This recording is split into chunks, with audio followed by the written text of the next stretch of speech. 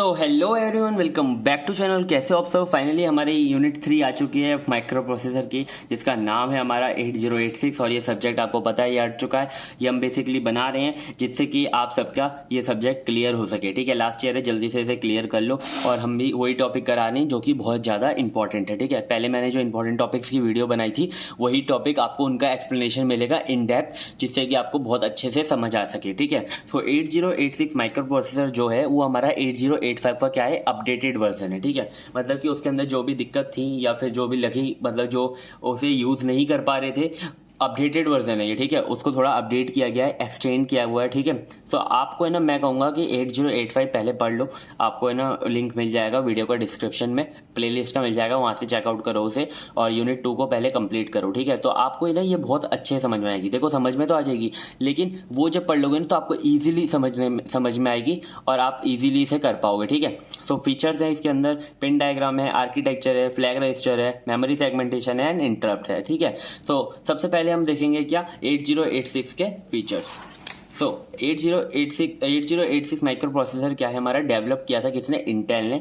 And ये हमारा क्या है, 16 बिट माइक्रो प्रोसेसर है। यानी कि पहले जो था हमारा 8085 वो था 8 बिट माइक्रो प्रोसेसर। उसके अंदर डेटा बस जितने की थी 8 बिट की थी, लेकिन यहाँ पे 16 बिट की डेटा बस है। यानी कि एक साथ जो है सिंगली मतलब ऑपरेशन हम एक साथ किस पे कर सकते हैं, 16 बिट के डेटा पे कर सकते हैं। ठीक है, और एक साथ 16 बिट का डेटा भेज भी सकते हैं। ठीक है, सो ये इसका बहुत मतलब नोटेबल रोल था किसके अंदर, जब हमारे पर्सनल कंप्यूटर बन रहे थे, जब डेवलप हो रहे थे उसके अंदर। ठीक है, सो ये हमारा 8086 का थोड़ा सा इंट्रोडक्शन दे दिया। अब हम फीचर्स देखते हैं इसके। तो फीचर सबसे मेन है, सबसे पहला फीचर है हमारा 16 बिट आर्किटेक्चर। इसके अंदर जो डेटा बस होती है वो 16 बिट की होती है। ठीक है, और इसका मतलब क्या है, 16 bit of data in a single operation. ठीक है, हम 16 बिट के डेटा को प्रोसेस कर सकते हैं इन अ सिंगल ऑपरेशन। ठीक है, which is significantly improve it's performance को थोड़ा एनहेंस कर देता है, किससे, 8 बिट के प्रोसेसर से। ठीक है, जो कि हमारा 8085 था। अब इसकी क्लॉक स्पीड, पहले हमने 8085 में क्लॉक स्पीड कितनी थी, 3 मेगाहर्ट्ज थी, यहाँ पे 5 मेगाहर्ट्ज है, 10 मेगाहर्ट्ज है। ठीक है,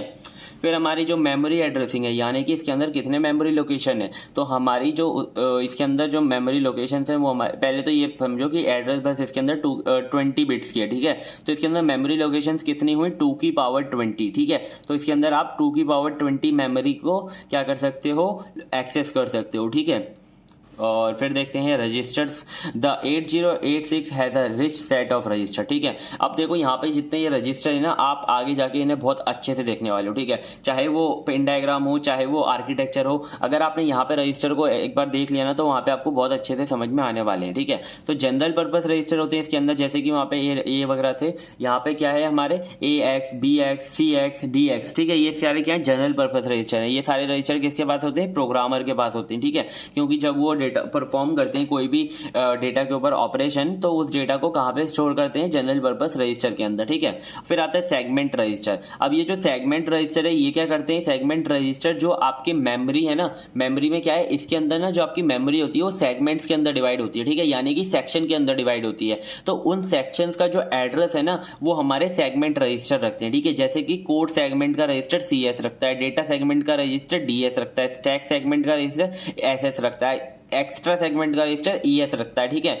अब इसके अंदर भी जो हमारे जहां पे डेटा पड़ा हुआ है, ठीक है, ये तो पूरा एक सेगमेंट हो गया, लेकिन इसके अंदर भी कहां पर डेटा पड़ा हुआ है, तो उन्हें कौन पॉइंट कर रहे होते हैं, हमारे पॉइंटर्स एंड इंडेक्स रजिस्टर, जो कि हमारे SP होते हैं, BP होता है, IP DI। ठीक है, ये अभी हम आगे पढ़ेंगे, जब हम मेमोरी सेगमेंटेशन पढ़ेंगे तो बहुत अच्छे से समझ में आएगा। ठीक है, अब फ्लैग रजिस्टर होते हैं इसके अंदर, जो कि हमारे रिजल्ट का स्टेटस बताते हैं कि आपका रिजल्ट है कैसा। ठीक है, नेगेटिव है, 0 तो नहीं है, या फिर आपकी कैरी बिट आ रही है या नहीं आ रही है, ओवरफ्लो हो रहा है कि नहीं हो रहा है। इसके अंदर 2 तरह के फ्लैग रजिस्टर होते हैं, एक होता है कंट्रोल फ्लैग, एक होते हैं कंडीशंस फ्लैग। ठीक है, तो उन सबको हम बहुत अच्छे से देखेंगे। ठीक है, फ्लैग रजिस्टर लास्ट से सेकंड में देखेंगे, इंटरप्ट से पहले।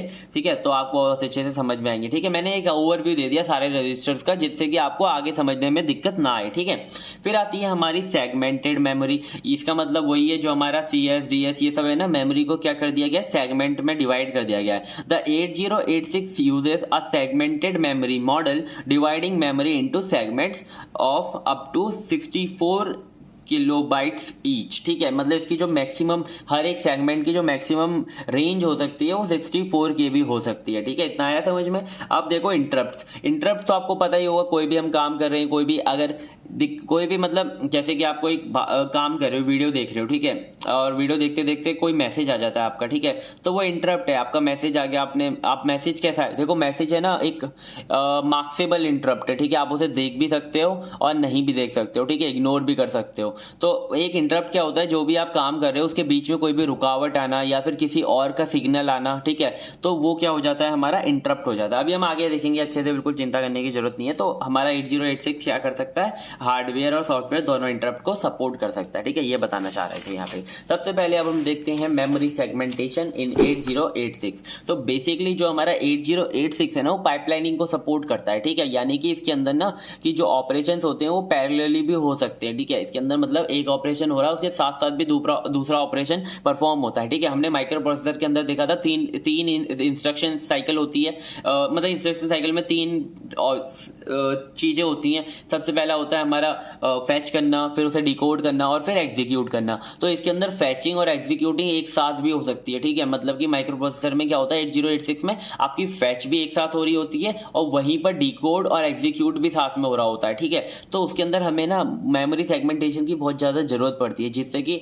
आप अगर कोई भी डेटा फैच कर रहे हो या फिर एग्जीक्यूट कर रहे हो, तो वहां पे कोई भी आप जब मेमोरी को एक्सेस कर रहे हो ना, तो उसके अंदर कोई भी मतलब कॉन्फ्लिक्ट्स ना आए, ठीक है। मतलब कि आप किसी को एक्सेस कर रहे हो और उसमें एक्सेस मतलब दोनों ने एक को कर दिया, डेडलॉक आ गया, या फिर मतलब कोई भी एक ऐसी चीज ना आए जैसे कि कॉन्फ्लिक्ट ना आए, ठीक है, बीच में। तो हम उसमें क्या करते हैं, मेमोरी सेगमेंटेशन का यूज करते हैं, जिससे कि मेमोरी का हम अच्छे से यूटिलाइज कर सकें, ठीक है। सो अब चलो समझते हैं memory segmentation in microprocessor is a memory management technique, ठीक है, use to divide the memory into different segments, ठीक है। इतना तो आपको समझ में आ गया, क्या बताऊं। Each segment can be addressed independently, ठीक है। हर एक सेगमेंट का अपना अपना इंडिपेंडेंटली एड्रेस होता है और आप उन्हें एक्सेस भी अलग अलग तरीके से, अलग अलग वे से कर सकते हो, ठीक है, allowing for more efficient and flexible use of memory, ठीक है। The Intel 8086 microprocessor is a classic example of system that uses memory segmentation, इसीलिए तो यार पढ़ रहे हैं, है ना, ये मतलब इसे यूज करता है। सो इसके की कॉन्सेप्ट क्या है मेमोरी सेगमेंटेशन के, सबसे पहले हमें सेगमेंट रजिस्टर को समझना पड़ेगा, ठीक है। इसी पर तो पूरा मेमोरी सेगमेंटेशन आ रहा है, ठीक है। तो सेगमेंट रजिस्टर्स क्या होते हैं, मैंने आपको जैसा कि बताया, जो कि सेगमेंट्स का क्या रखते हैं, एड्रेस रखते हैं, ठीक है। और वो भी एड्रेस किसका रखते हैं, स्टार्टिंग बिट का रखते हैं। तो अभी हम समझते क्या होता है। In the 8086 microprocessor there are 4 segments, ठीक है। सबसे पहला है हमारा CS, जो कि है code segment, hold the starting address of the segment containing the executable code. जिस सेगमेंट के अंदर हमारा कोड होता है ना, एग्जीक्यूटेबल कोड होता है, उस सेगमेंट का स्टार्टिंग एड्रेस यानी कि 16 बिट का जो एड्रेस होता है वो कौन होल्ड करके रखता है, हमारा कोड सेगमेंट होल्ड करके रखता है, ठीक है। अब जो हमारा डेटा सेगमेंट क्या करता है, होल्ड करता है starting address of containing data, जहां पर भी डेटा पड़ा है उसका, ठीक है। स्टैक सेगमेंट क्या करता है, जो भी आपकी स्टैक पड़ी हुई है उसका जो स्टार्टिंग एड्रेस है उसे होल्ड करता है। एक्स्ट्रा सेगमेंट क्या करता है, जो भी आपका एडिशनल डेटा है या फिर स्टोरेज है ना, या फिर स्ट्रिंग ऑपरेशंस हैं, उन सब के जो डेटा है उन्हें रखता है, ठीक है। इतना समझ में आ गया, ठीक है। अब देखते हैं नेक्स्ट की कॉन्सेप्ट क्या है, अभी तो यही पढ़ना पड़ेगा। The size of address bus, ठीक है। आपके जो एड्रेस बस का साइज कितना होता है, 20 बिट होता है, इतना तो आपको पता ही है। तो यानी कि फिजिकल मेमोरी कितनी हो गई, 2 की पावर 20 यानी कि 1 MB की हो गई, ठीक है। अब देखो इसके अंदर हमारा जो ये ना पूरी मेमोरी है, ठीक है। ये देखो मैंने ये जो डायग्राम बनाया है ये पूरी मेमोरी है, ठीक है। तो इसके अंदर आप ये देखो कि ये वाला जो पार्ट है ना, ये वाला जो पार्ट है ये CS है, ठीक है। ये वाला जो पार्ट है ये हमारा SS है, ये वाला जो अब जो हमारा ये वाला पार्ट है ये SS बड़ा हो गया, ठीक है, इतना है, SS है, ये हमारा क्या है, ये हमारा DS है और ये हमारा ES है, ठीक है। अब ये तो हमारे क्या हो गए, सेगमेंट्स हो गए मेमोरी के अंदर, ठीक है। यहाँ पे कोड होगा, यहाँ पे स्टैक होगा, यहाँ पे डेटा होगा, यहाँ पे एक्स्ट्रा एडिशनल चीजें होंगी, ठीक है। अब देखो ये CS क्या पॉइंट कर रहा होगा, ये जो सेगमेंट है इसका एड्रेस क्या है ये पॉइंट कर रहा होगा, ठीक है। यहाँ पे इसने पॉइंट कर दिया, लेकिन इसके अंदर जो IP है, जो हमने IP अभी देखा था इंडेक्स पॉइंटर, वो किसे पॉइंट कर रहा होगा, वो पॉइंट कर रहा होगा इसके अंदर जो हमें कोड जरूरत है, ठीक है, जो हमारी इंस्ट्रक्शन की हमें जरूरत है उसे पॉइंट कर रहा होगा। ऐसे ही हमें स्टैक के अंदर जो हमारा एसएस है, स्टैक सेगमेंट है, वो किसे पॉइंट कर रहा होगा, वो पूरे के पूरा सेगमेंट कहां पर पड़ा हुआ है, ठीक है, उसे पॉइंट कर रहा होगा। लेकिन उसके अंदर जो एसपी स्टैक पॉइंटर है वो किसे पॉइंट कर रहा होगा, उसके अंदर जो हमें रिक्वायर्ड चीजें हैं, यानी कि जो हमारा टॉप ऑफ द स्टैक है उसे पॉइंट कर रहा होगा एसपी, ठीक है। ऐसी डीएस है, ऐसे ईएस है, डीएस के अंदर एसआई का यूज करते हैं, डीआई ईएस के अंदर हमारा डीआई का यूज करते हैं, ठीक है। आई होप आपको समझ में आ गया होगा, ठीक है। पूरा का पूरा जो सेगमेंट है उसे उसका एड्रेस कौन होल्ड करके रखेगा, उसका एड्रेस हमारा सीएस रजिस्टर होल्ड करके रखेगा। लेकिन उसके अंदर जो हमारा पॉइंटर है, उसके अंदर जो हमें इंस्ट्रक्शन चाहिए, यानी कि कौन से इंस्ट्रक्शन पे हम हैं, उसे कौन पॉइंट कर रहा होगा, हमारा आईपी पॉइंट कर रहा होगा। ऐसी सबके अंदर है, ठीक है। तो ये मतलब अगर आपको ये चीजें समझ में आ गई ना, तो आपको आर्किटेक्चर समझना बहुत ज्यादा इजी हो जाएगा, ठीक है। तो चलो नेक्स्ट देखते हैं। Segment address is held by segment register, ठीक है। ये 16 बिट के होते हैं सेगमेंट रजिस्टर, और ये एड्रेस को रखते हैं सेगमेंट के। अब ये जो हमारा ऑफसेट एड्रेस है, जो मैं आपको बता रहा था ना, यहाँ पे पॉइंट कर रहे होंगे। अब जो ये हमारा ऑफसेट एड्रेस है, ये कौन रख रहा होगा, ये हमारा रख रहा होगा ये जो हमारे ऑफसेट पॉइंटर्स हैं, ठीक है। ये IP, SP, BP, SI, DI, ये रख रहे होंगे, ठीक है। इतना आया समझ में। अब देखो ये हमारा क्या होता है, ये हमारा होता है वर्चुअल एड्रेस, ठीक है। ये जो हमारा सीएस और आईपी होता है ना, ये हमारा वर्चुअल एड्रेस होता है, ठीक है। ये तो हमारा सेगमेंट एड्रेस हो गया, ये हमारा ऑफसेट एड्रेस हो गया। अब हम सेगमेंट एड्रेस और ऑफसेट एड्रेस का यूज करके हम फिजिकल एड्रेस निकाल सकते हैं मेमोरी का, ठीक है, जहां पर हमारा डेटा है। तो देखो उसे कैसे निकालते हैं। देखो आपको ना जब भी मेमोरी सेगमेंटेशन पूछा जाएगा, तो आपको फिजिकल एड्रेस की कैलकुलेशन कैसे होती है वो बताकर आनी पड़ेगी, ठीक है। तो आप उसे कैसे बताकर आओगे, आपको सबसे पहले ना सेगमेंट एड्रेस और ऑफसेट एड्रेस क्या होता है ये बताना पड़ेगा, ठीक है। आपने ये बता दिया। अब देखो फिजिकल एड्रेस कैसे निकालते हैं। आपका देखो सर सेगमेंट एड्रेस है वो कितना है, वो है हमारा 16 बिट का। लेकिन जो हमारा एड्रेस बस है वो कितने की होती है, 20 बिट की होती है। तो ठीक है, आपको इसके अंदर क्या करना पड़ेगा, 10 से मल्टीप्लाई करना पड़ेगा, ठीक है। आपने का जो भी सेगमेंट एड्रेस है उसमें आपने 10 से मल्टीप्लाई करी और ऑफसेट एड्रेस को प्लस कर दिया, तो आपका क्या आ जाएगा, फिजिकल एड्रेस आ जाएगा। बहुत ईजी सी कैलकुलेशन है। जो भी सेगमेंट एड्रेस है उसमें 10 की मल्टीप्लाई करो और क्या कर दो, उसे ऑफसेट से प्लस कर दो, ठीक है, ऑफसेट एड्रेस से। अब ये जो हमारा 10 लिखा हुआ है ना, ये हमारा हेक्साडेसिमल में लिखा हुआ है, यानी कि ठीक है, यानी कि इसके अंदर आप मल्टीप्लाई करोगे तो वो बढ़ जाएगी बिट, ठीक है। तो देखो यहाँ पे हमारा जो CS है, मतलब कि कोड सेगमेंट का जो एड्रेस है वो है हमारा 1245H, ठीक है। लेकिन हमारा IP जो है इंडेक्स पॉइंटर, उसका एड्रेस कितना है, 1561, ठीक है। अब हमें क्या करना है, इससे इन दोनों का यूज करके हमें फिजिकल एड्रेस निकालना है। तो आपको बेसिकली क्या करना है, यहाँ पर जो हमारा ये लिखा हुआ है क्या बोलते हैं 1245 इंटू 10 कर दोगे तो यहाँ पे 0 1 बढ़ जाएगा, ठीक है, यहाँ पे ये आ जाएगा। अब आपको क्या करना है, आपको प्लस करना है 1561, तो आपको क्या करना पड़ेगा, 1561 आपने ऐड कर दिया तो क्या होगा, यहाँ पर 0 1 तो 1 हो जाएगा। अब 5 6 कितना होता है, 11 होता है। आप 11 हेक्साडेसिमल में क्या लिखते हो, आप हेक्साडेसिमल में 11 B से लगते हो, ठीक है। 9 तक तो वही रहता है, 10 हमारा A हो जाता है, 11 हमारा B हो जाता है, 12 हमारा C हो जाता है, ठीक है। अब हमारा 4 और 5 कितना हो गया, 9 हो गया, 2 और 1 कितना हो गया, 3 हो गया, और ये 1 हो गया, ठीक है। तो ये हमारा क्या आ गया, फिजिकल एड्रेस आ गया हेक्साडेसिमल के अंदर, आपने ये लिख दिया, ठीक है। ये आ गया समझ में फिजिकल एड्रेस हम कैसे निकालते हैं। अब चलो नेक्स्ट देखते हैं। नेक्स्ट हमारा क्या है, एडवांटेजेस ऑफ मेमोरी सेगमेंटेशन। अब हमारी मेमोरी सेगमेंटेशन तो हो गई, लेकिन उसका हमारे पास डेटा भी तो ज्यादा होना चाहिए जिससे कि आप कॉपी भर पाओ। तो देखो सबसे पहले मॉड्यूलरिटी, ठीक है, यानी कि मॉड्यूल्स में जो हमारे सेगमेंट से, मतलब कि मॉड्यूल्स ही मान लो ना, अलग अलग मॉड्यूल्स में डिवाइड है, तो मॉड्यूलरिटी है इसके अंदर। Segmentation allows programs to be divided into logical segments, making them easier to manage and understand, ठीक है। Efficient memory use by breaking memory into segment, it can be allocate and used more efficiently, ठीक है। Segments can grow और shrink independently. अब इसके अंदर कोई भी फिक्स साइज नहीं है, ठीक है, मतलब कि मैं आपको बताऊं तो इसके अंदर ना आपके जो सेगमेंट्स हैं वो 16 बिट से लेकर 64 KB तक कितने भी हो सकते हैं, ठीक है, मतलब उसका साइज कितना भी हो सकता है इस रेंज के बीच में। तो आप उसको श्रिंक और ग्रो अपने हिसाब से कर सकते हो, ठीक है। फिर प्रोटेक्शन की बात करें तो एनहेंस मेमोरी प्रोटेक्शन बहुत एनहेंस हो जाता है, क्योंकि जब अलग अलग में डेटा रहेगा तो आपका मतलब जो है प्रोटेक्टेड रहेगा data, by isolating different types of data code, reducing the risk of accidental overwrite. कोई भी ओवरराइट नहीं होगा, ठीक है, जो मैं आपको पहले बता रहा था, कोई भी कॉन्फ्लिक्ट नहीं आएगा, ठीक है।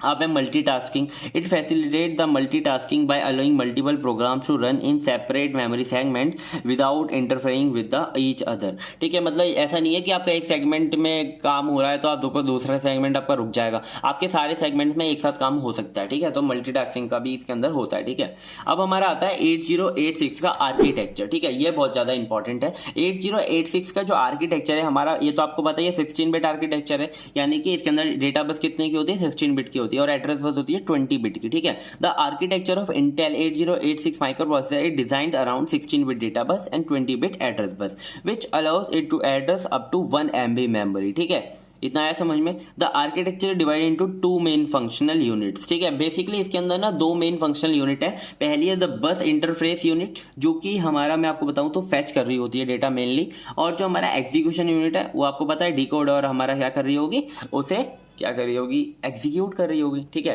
अब हम चलो आर्किटेक्चर को देखते हैं। सो ये है हमारा 8086 का आर्किटेक्चर। ठीक है, तो मैंने इसको एक अलग से पेज पे बना लिया क्योंकि जिससे कि मैं बार बार समझा रहा था ना तो पेज पलटने में दिक्कत हो रही थी। ठीक है, सो मेमोरी इंटरफेस, यहाँ पर देखो ये जो है ना ये मेमोरी है। ठीक है, यहाँ पर जो ऊपर है यहाँ पे मेमोरी है। ठीक है, तो हमें इसे एक्सेस करना है। तो आप देखो सबसे पहले है ना ये आर्किटेक्चर जो है पाइपलाइनिंग पे बेस है, यानी कि इसके अंदर जो काम है ना वो पैरेलली होंगे। ठीक है, यानी कि ऐसा नहीं है कि कोई एक यूनिट काम करिए दूसरी यूनिट आराम से बैठी रहेगी। ठीक है, नहीं, वो भी अपने अलग डेटा पर काम कर रही होगी। तो इसके साथ क्या होता है ना कि हम जो हमारे टाइम है उसे अच्छे से यूटिलाइज कर पाते हैं और जो अच्छे हमारे रिसोर्सेज हैं उनका भी हम अच्छे से यूटिलाइज कर पाते हैं। ठीक है, तो सबसे पहले हम समझते हैं इसके अंदर 2 मेन यूनिट, BIU बस इंटरफेस यूनिट, ये रही। ठीक है, ये जो डॉट डॉट डॉट डॉट बने हुए हैं ना, ये वाली यहाँ तक जो है हमारी BIU है। ठीक है, ये मैंने लिखा हुआ है, और जो नीचे वाली है वो है हमारी IEU। ठीक है, एग्जीक्यूशन यूनिट। ठीक है, ये नीचे है। ठीक है, तो अब देखो इसके अंदर ना आपको ये समझना है, मैं आपको पहले 2-3 चीजें बताता हूँ जिससे कि आपको ये बहुत अच्छे समझ में आएगा।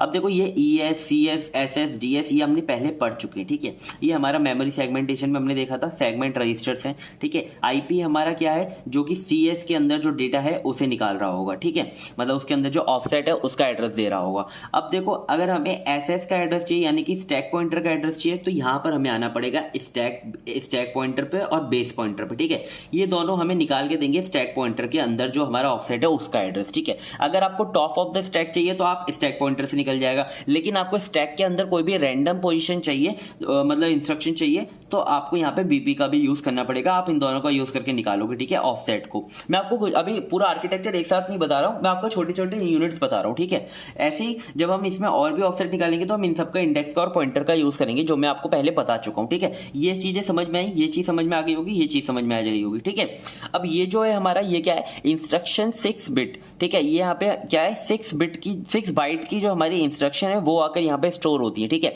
अगर कोई 6 बाइट से छोटी है वो तो आ जाएगी। ठीक है, लेकिन 6 बाइट से बड़ी है वो कैसे आएगी भैया आप बोलोगे, तो लेकिन हमारा जो इंस्ट्रक्शन होती है ना उसका जो मैक्सिमम साइज होता है वो 6 बाइट ही होता है। ठीक है, उससे बड़ा नहीं होता, उससे छोटा ही होता है जनरली। ठीक है, और अगर उससे छोटा है तो जो बची हुई बाइट्स है ना उसके अंदर नेक्स्ट इंस्ट्रक्शन पहले से आकर रख जाएंगी। ठीक है, तो यहाँ पे जो हमारा इंस्ट्रक्शन ये जो क्यू है 6 बाइट का, इसके अंदर है ना एक्स्ट्रा इंस्ट्रक्शन भी आकर रख जाती है जिससे कि वो आगे काम आ सके। ठीक है, ये समझ में आ गया।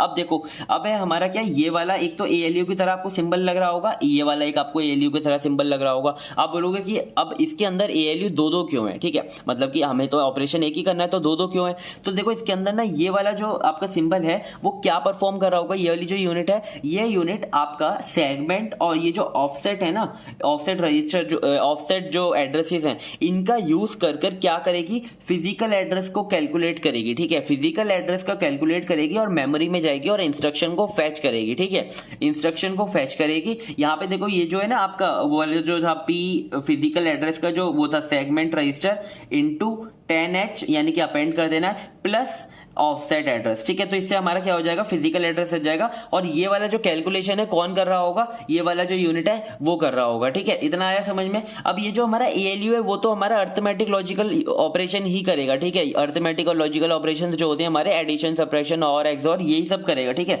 ये हमारा किसके लिए, फिजिकल एड्रेस कैलकुलेट करने के लिए। ठीक है, यहाँ पे हमारा मेमोरी में गया, मेमोरी से इंस्ट्रक्शन आई, यहाँ पर आके स्टोर हो गई। ठीक है, इतना आया समझ में। सबसे पहले हमारा फिजिकल एड्रेस कैलकुलेट हुआ इसका यूज करके, और ये जो जो नीचे पॉइंटर और इंडेक्स है इनका यूज करके, ठीक है। फिजिकल एड्रेस वहां पे गया मेमोरी के अंदर, वहां से हमने इंस्ट्रक्शन को फैच किया। अब देखो यहाँ पे फैचिंग हो रही है, ठीक है, फैच हुआ और इंस्ट्रक्शन कहां पर आकर रख गई, इंस्ट्रक्शन क्यू के अंदर आकर रख गई। अगर 6 बाइट की है तो यहाँ पर आ गई, उससे छोटी है तो नेक्स्ट इंस्ट्रक्शन भी आई और यहाँ पर आकर रख गई एक्स्ट्रा यूजेस के लिए, ठीक है, आ गई, रख गई।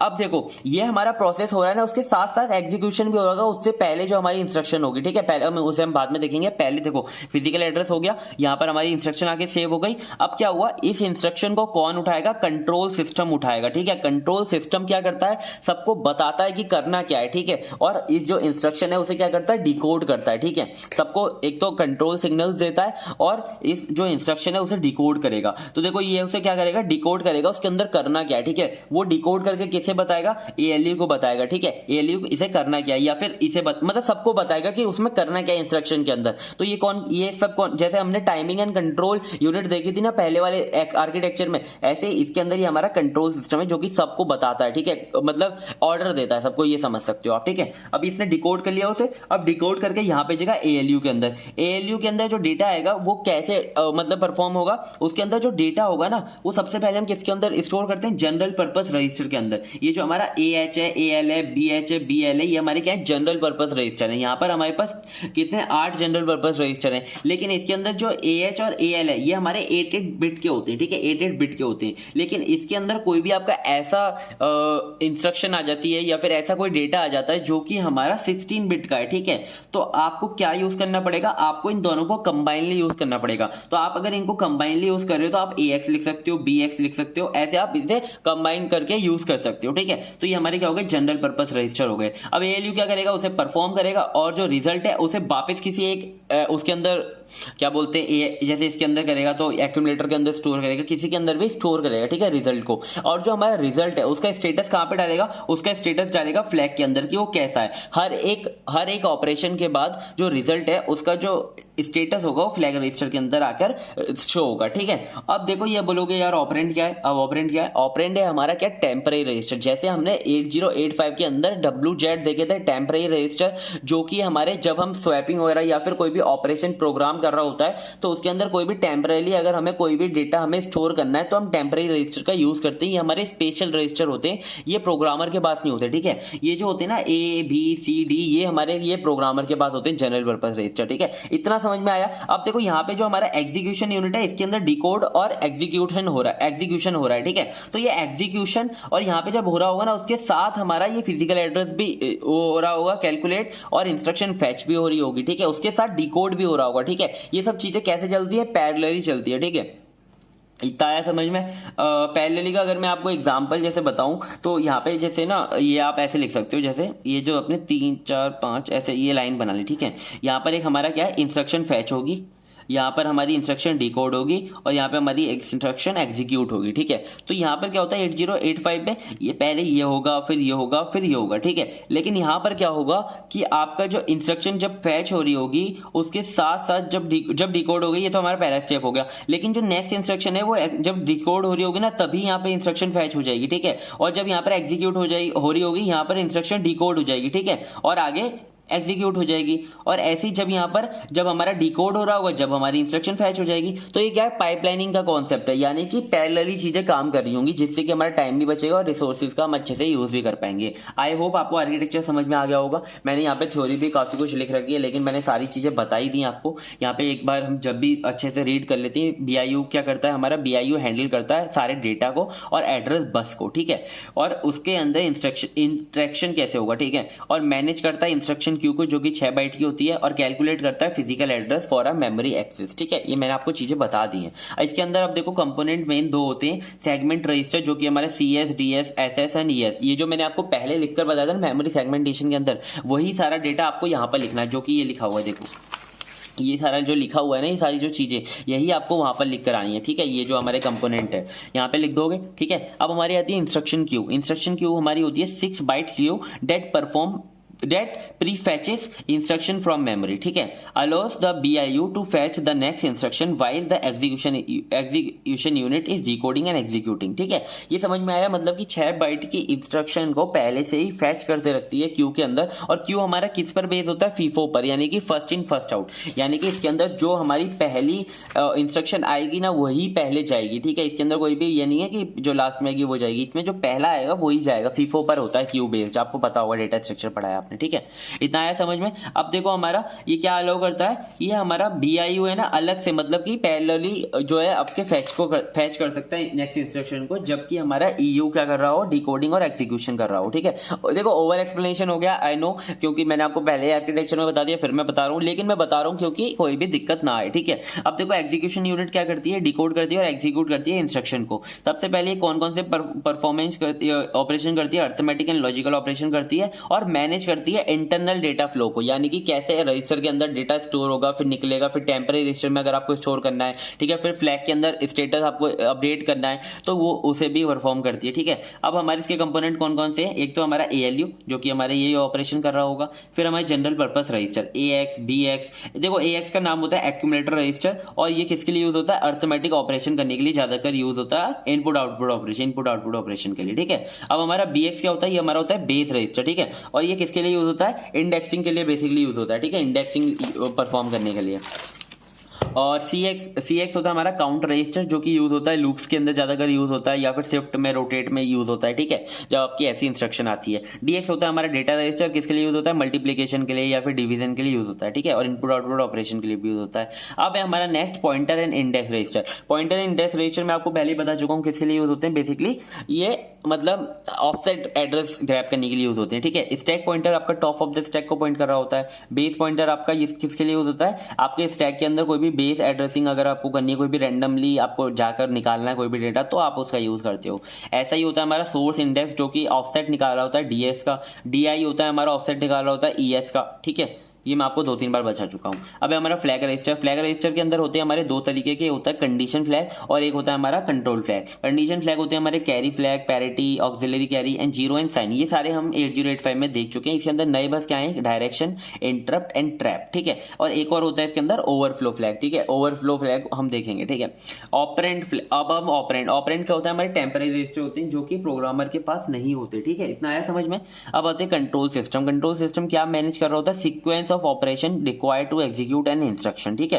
मतलब इंस्ट्रक्शन को देखा उसने और वो देखेगा कि कौन कौन से ऑपरेशन करने परफॉर्म, और वो ऑपरेशन सीक्वेंस में परफॉर्म हो, ये कौन मैनेज करेगा, ये हमारा मैनेज करेगा कंट्रोल सिस्टम, ठीक है। और ये कोऑर्डिनेट करता है किसके साथ, ALU के साथ और रजिस्टर के साथ टू परफॉर्म नेसेसरी कंप्यूटेशन, ठीक है। इतना आया समझ में। ये हमारा क्या हो गया, ये हमारा आर्किटेक्चर हो गया 8086 का, ठीक है। अब हम देखेंगे 8086 का पिन डायग्राम। आर्किटेक्चर इंपॉर्टेंट था, पिन डायग्राम भी बहुत ज्यादा इंपॉर्टेंट है, ठीक है। पिन डायग्राम है ना, अभी मैं आपको पिन डायग्राम, अभी इसका डायग्राम बताता हूँ जिस अच्छे समझ में आए। ये पिन डायग्राम भी बेसिकली 40 पिंस का है, ठीक है, लेकिन इसके अंदर ना आपका जो मक्स है, मल्टीप्लेक्स है, उसका ज्यादा यूज किया हुआ है, ठीक है। आप देख सकते हो यहाँ पर ये जो है हमारे AD और AD के साथ भी S यानी कि मक्स का आपका 4 टाइम्स यूज किया हुआ है, ये भी आप देख सकते हो, ठीक है। यानी कि AD का मतलब मैं आपने अगर देखो 8085 देखा ना, बहुत ज्यादा रिलेट कर रहे होगे कि AD जैसे वहां पर था यहाँ पर भी AD है, लेकिन यहाँ पे जो हमारी वहां पे एड्रेस बस कितनी थी, 16 बिट की थी, यहाँ पे एड्रेस बस है 20 बिट की, ठीक है।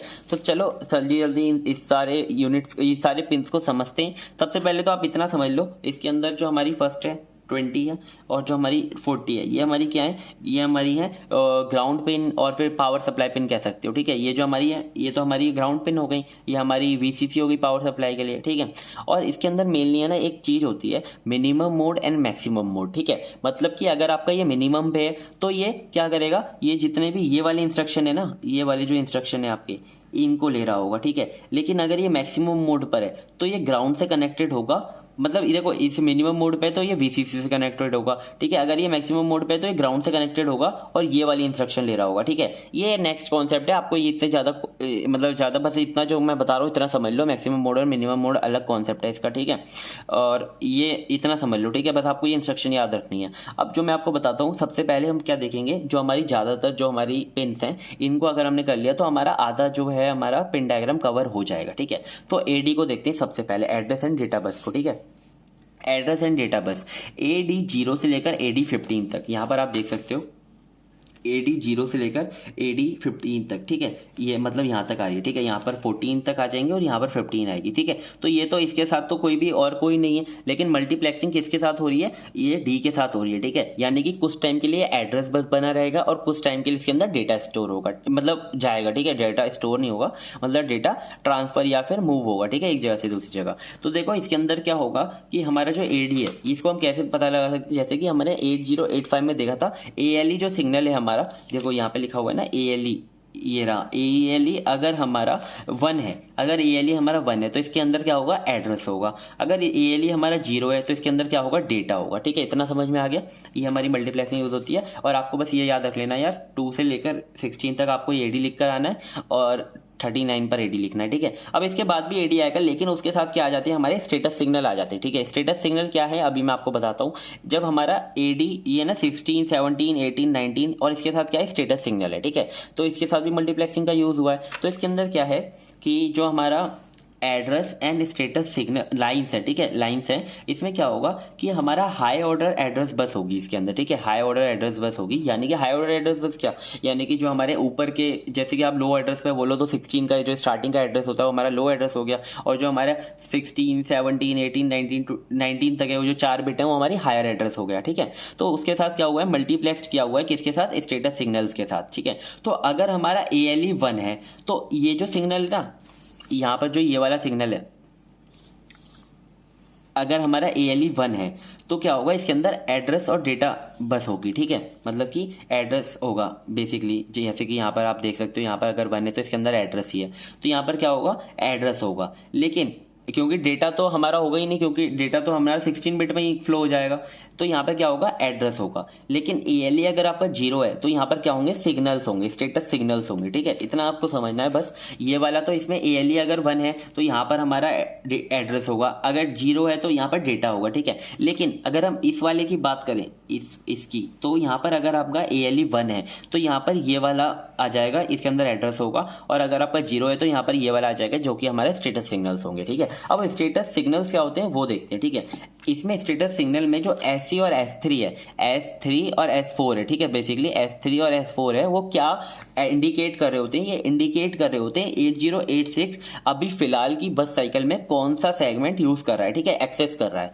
तो देखो उसमें हम देखें तो S3 और S4 बताते हैं। अगर S4 0 है, अगर S3 0 है तो वहां पर हमारा कौन सा सेगमेंट है, एक्स्ट्रा सेगमेंट है। अगर 0 1 है तो कौन सा सेगमेंट है, SS सेगमेंट है। अगर 1 0 है तो क्या है, CS सेगमेंट है। अगर 1 1 है तो DS सेगमेंट है। इतना याद रखना, ठीक है, इतना हो गया। अब S5 क्या हमें बताता है, S5 बताता है हमारा फ्लैग रजिस्टर, ठीक है, फ्लैग रजिस्टर पूरा S5 बता देगा।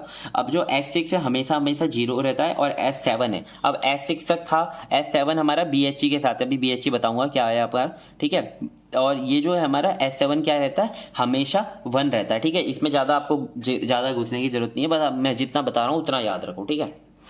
इतना आया समझ में। नेक्स्ट पिन देखते हैं, ठीक है। अब हम थोड़ी इजी पिन देख लेते हैं जो कि 8085 में थी, M और IO, यानी कि अगर आपका 1 है तो मेमोरी ऑपरेशंस हो रहे होंगे, अगर आपका 0 है तो इनपुट आउटपुट ऑपरेशंस हो रहे होंगे। M ये जो आप देख सकते हो इसके अंदर यहीं पर है, ठीक है, ये रहा। अब देखो आपका रीड एंड राइट, अगर ये लो है, अगर रीड एंड राइट दोनों हैं, ये एक साथ नहीं है, मतलब अलग अलग ही है। ये देखो रीड यहाँ पर है और हमारा राइट कहाँ पर है, राइट ये रहा, ठीक है। अगर 0 है तो रीड कर रहा होगा, अगर 1 है तो रीड नहीं कर रहा होगा। अगर ये 0 है राइट तो राइट कर रहा होगा, अगर नहीं है तो नहीं कर रहा होगा, ठीक है। अब रेडी क्या बताता है, ये हमारा होता है अगर ये हाई हो गया, ठीक है, तो ये इंडिकेट करेगा जो पेरीफेरल है हमारी वो रेडी है ट्रांसफर करने के लिए डेटा, ठीक है, वो ट्रांसफर करने के लिए डेटा रेडी है, पेरीफेरल जो है यानी कि इनपुट आउटपुट डिवाइसेस जो है।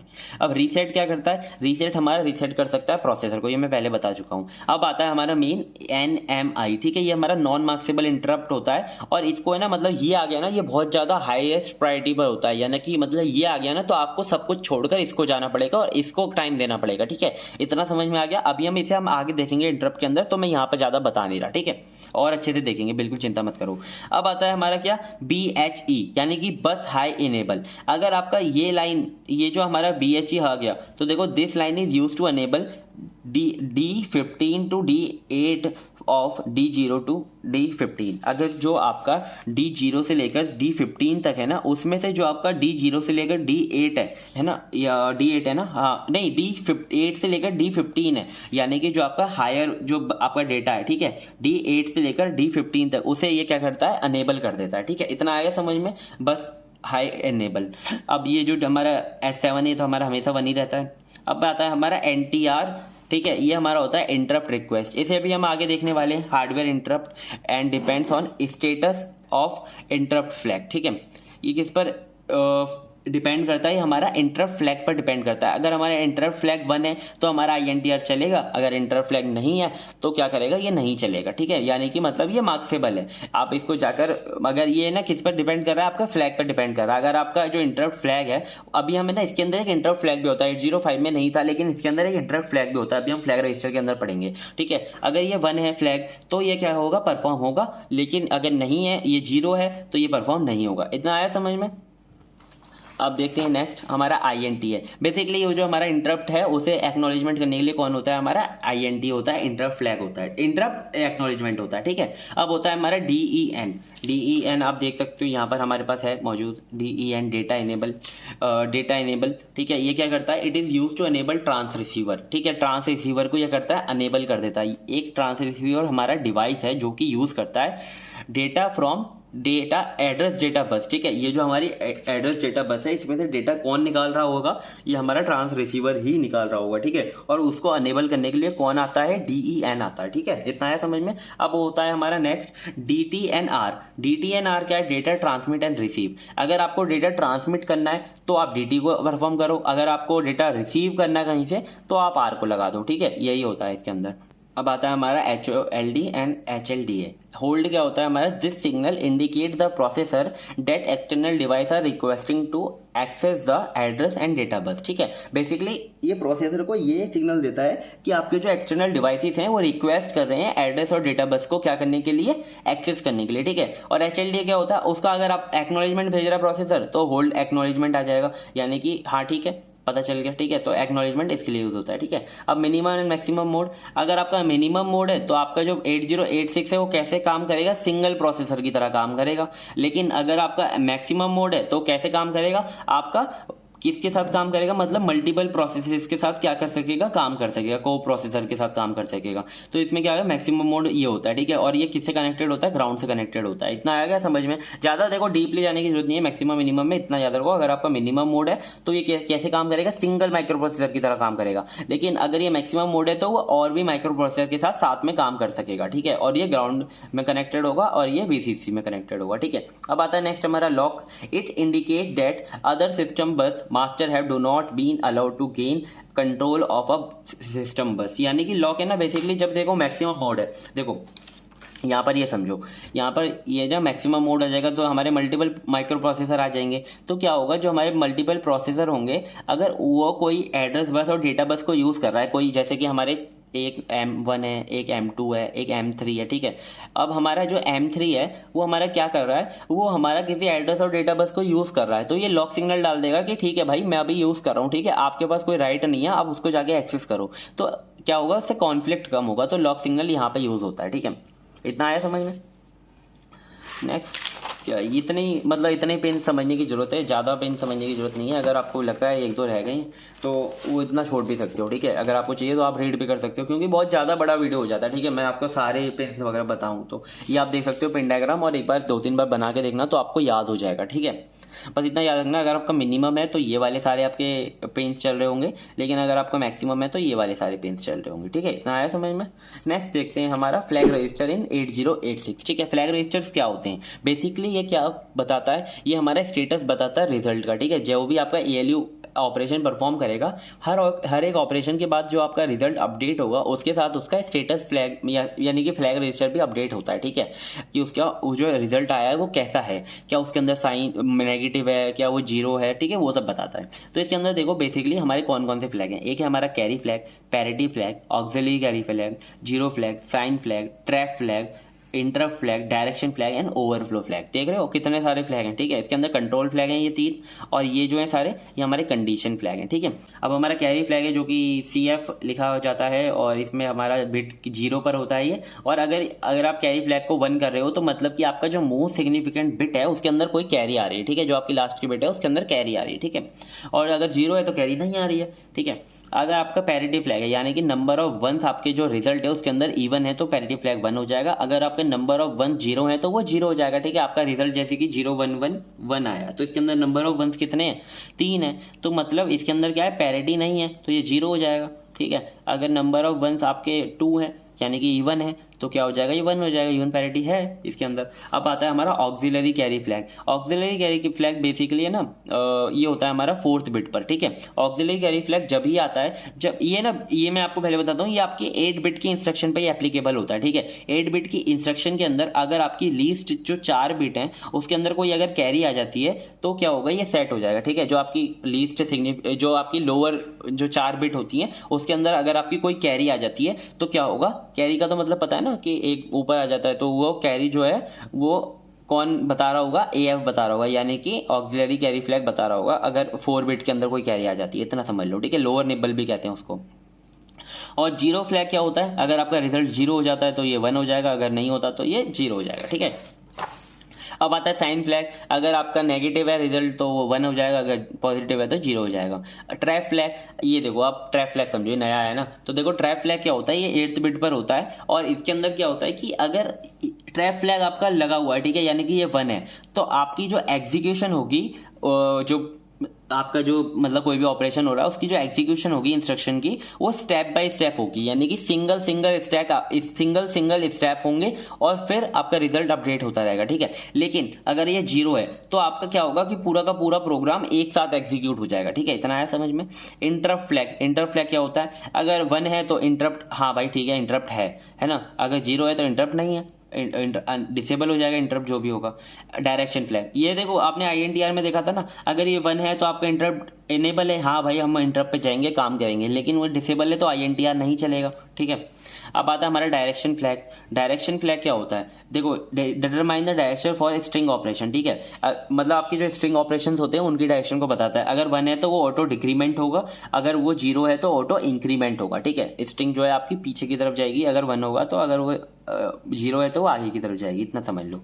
ओवरफ्लो में क्या होता है कि अगर आपका जो अर्थमेटिक ऑपरेशन करने के बाद आपका जो रिजल्ट वगैरह है उसके अंदर ओवरफ्लो आ रहा है, ठीक है, यानी कि उसका जो आपका रिजल्ट है वो आपका जो आपकी नंबर ऑफ बिट्स हैं उसके अंदर क्या हो रहा है, स्टोर नहीं हो रहा, उसके अंदर कोई ओवरफ्लो आ रहा है तो ओवरफ्लो फ्लैग आता है उसके अंदर, ठीक है। ये 11th बिट पर होता है। सारे के सारे फ्लैग बहुत इजी हैं पर थोड़े ज़्यादा हो गए हैं तो याद करने में थोड़ी दिक्कत आ सकती है, लेकिन अगर आप पिन डायग्राम याद कर रहे हो 8086 का तो आप फ्लैग तो याद कर ही सकते हो, ठीक है। यहाँ तक तो आप बिल्कुल ही 8085 आपका काम कर जाएगा। बस आपको क्या करना है, 4 ही तो फ्लैग याद करने हैं यार, TIDO, टीडो, ठीक है, टीडो, इसे आप याद कर लेना, ठीक है। ट्रैप फ्लैग, इंटरप्ट फ्लैग और direction flag and overflow flag, ठीक है। इधर आगे समझ में। अब आते हैं हमारे इंटरप्ट इन 806। ये अब काफ़ी इंटरेस्टिंग है यार। उसके अंदर क्या था, इंटरप्ट हमारे मार्क्सेबल, नॉन मार्क्सेबल और हार्डवेयर सॉफ्टवेयर, लेकिन इसके अंदर थोड़ा इंटरेस्टिंग है, थोड़ा इसे समझना, ठीक है।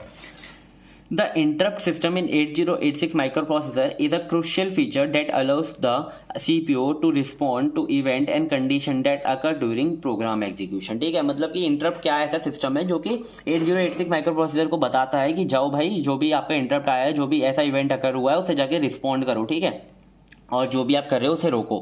तो देखो the microprocessor respond to that interrupt with an ISR। देखो इसके अंदर एक नई चीज आई ISR, जो कि मैंने पहले भी बताया था, जो कि ISR क्या होता है, इंटरप्ट सर्विस रूटीन होता है, ठीक है। मतलब कि ये एक छोटा सा प्रोग्राम होता है जो कि इसके अंदर सब कुछ स्टेप्स लिखे होते हैं कि आप कैसे इंटरप्ट को हैंडल करोगे, ठीक है। पहले आप क्या करोगे, फिर आप क्या करोगे, ठीक है। पहले जैसे कि आप कोई इंस्ट्रक्शन परफॉर्म कर रहे हो, ठीक है, तो आपकी जो इंस्ट्रक्शन परफॉर्म है आप उसे पूरा करो, वहां पर रुको, फिर आप इंटरप्ट पर जाओ, ठीक है, और इंटरप्ट को जाकर क्या करो, सॉल्व करो और वापस आओ और वहीं से इंस्ट्रक्शन को स्टार्ट करो। तो ये सारी चीजें कहाँ पर लिखी होंगी, ये सारी चीजें लिखी होती हैं हमारी ISR के अंदर, ठीक है। तो जो कि आप क्या करता है, जो भी हमारा माइक्रो प्रोसेसर है, जैसे इंटरप्ट आया तो जैसे ये काम कर रहा है, ठीक है, इंटरप्ट आया तो ये जाएगा सीधा ISR के ऊपर, ठीक है। ISR पे पढ़ेगा जो भी चीजें लिखी हुई है उन्हें परफॉर्म करेगा और वापस आके यहाँ पे काम करना लग जाएगा, ठीक है। इतना आया समझ में।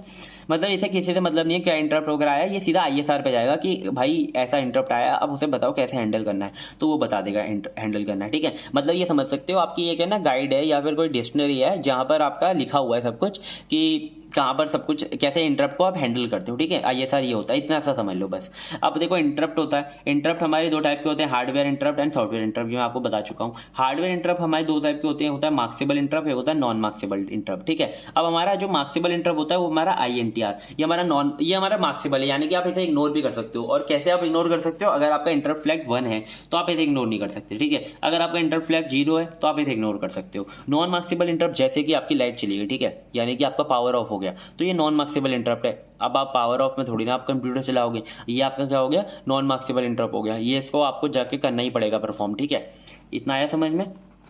अब हम NMI को अच्छे से देखेंगे, मैंने आपको पहले ही बोला था NMI हम अच्छे से देखेंगे क्योंकि वहाँ पे मैंने आपको अच्छे से नहीं बताया।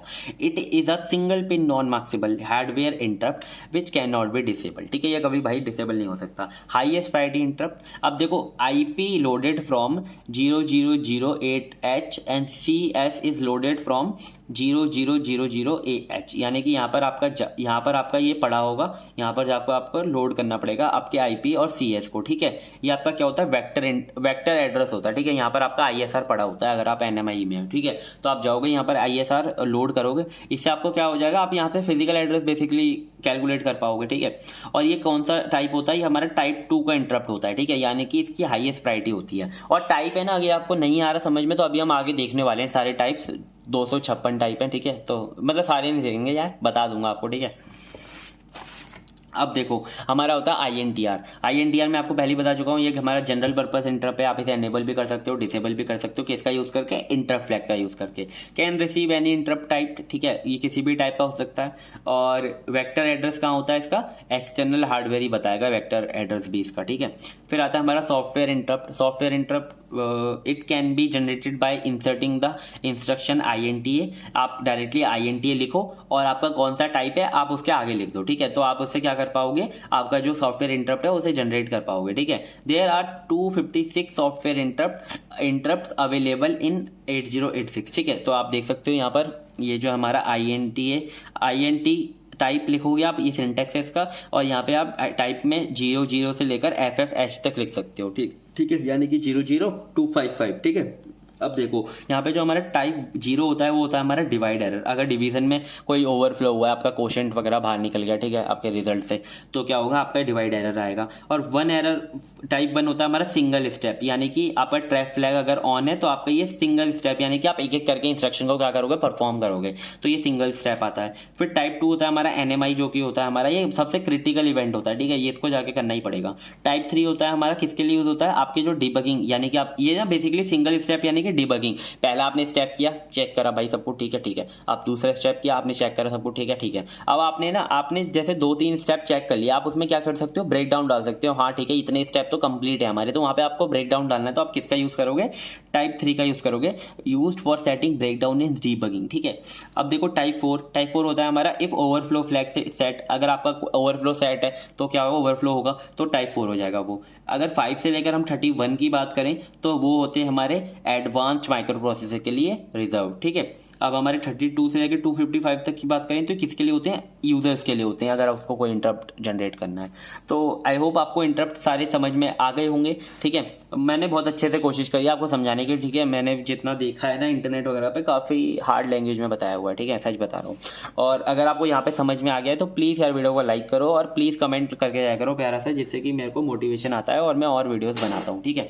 तो हमारे चैनल पर काफ़ी सारे हम सब्जेक्ट पढ़ा रहे हैं, और अगर आपको लगता है और सब्जेक्ट पढ़ने हैं तो हमारे मल्टी एटम्स प्लस चैनल पे मिल जाएंगे आपको, और मल्टी एटम्स पे और जल्द बहुत सारी चीजें आने वाली हैं, तो बने रहिए चैनल के साथ। और अगर आपको वीडियो पसंद आया है तो प्लीज वीडियो को लाइक करो। ये आप देख सकते हो यहाँ पर हमारे जितने भी टॉपिक्स थे जो मैंने आपको बताए थे मैं कवर कराऊंगा, सारे मैंने कवर करा दिए, ठीक है। और देखते हैं नेक्स्ट वीडियो कब तक आती है। यूनिट 3 और जल्दी आएगी, ठीक है। फीचर्स हमने देख लिए, पिन डायग्राम देख लिया, आर्किटेक्चर देख लिया, फ्लैग, जितना मैंने बताया उतना बहुत है। देखो इसके अंदर जितना मैंने इन टॉपिक्स के अंदर बताया ना, आपको उनसे बाहर तो पढ़ने की कोई जरूरत नहीं है, ठीक है। और अगर कोई टॉपिक आपको पढ़ना है तो आप पढ़ सकते हो, लेकिन इन टॉपिक में तो जितना सफिशिएंट था मैंने आपको बता दिया एग्जाम के पर्पज से, ठीक है। और भी चीजें अच्छे से बता दी, ठीक है। So thank you so much, मिलते हैं किसी नेक्स्ट वीडियो में, तब तक के लिए बाय बाय। अगर आपने यहाँ तक वीडियो को देखा, थैंक यू सो मच, ठीक है।